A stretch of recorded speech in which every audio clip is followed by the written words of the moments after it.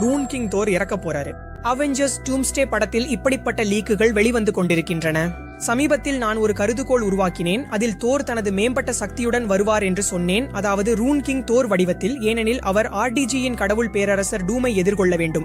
முதலில் நாம் ரூன் king Thor எப்படி இறப்பார் என்பதை தெரிந்து கொள்வோம். அவெஞ்சர்ஸ் டூம்ஸ்டே லீக் ட்ரெய்லரில் தோர் தனது முடியை குறுக்கிக் கொண்டு பின்னர் லோகியுடன் சேர்ந்து டூமை எதிர்த்து போராடுவதை நமக்கு காட்டப்பட்டது.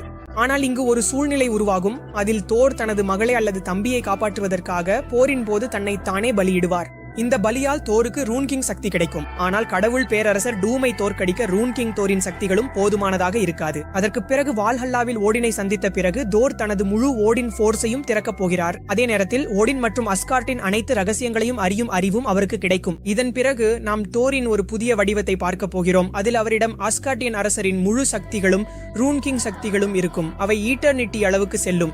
இந்த இரு சக்திகளையும் அவர் கடவுள் பேரரசர் டூமை எதிர்த்து பயன்படுத்த போகிறார். மற்றும் போரின் முடிவில் லோகி எப்படி முழு மல்டிவர்ஸையும் காப்பாற்றுவதற்காக தன்னை தானே தியாகம் செய்து காட் ஆஃப் ஸ்டோரிஸ் ஆனாரோ, அதே போல் தோரும் தனது சக்திகளை பயன்படுத்தி காட் எம்பரர் டூம் அழித்துவிட்ட முழு மல்டிவர்ஸையும் மீண்டும் உருவாக்கப் போகிறார். இந்த முழு செயல்முறையின் போது தோர் தனது அனைத்து சக்திகளையும் தனது உயிர் சக்தியையும் இழக்கிறார். அதன் பிறகு அவருக்கு மரணம் ஏற்படும். இதன் பின் MCU மீண்டும் தொடங்கும். அப்போது தோர் உருவாக்கிய புதிய மார்வெல் பிரபஞ்சத்தை நாம் காண்போம்.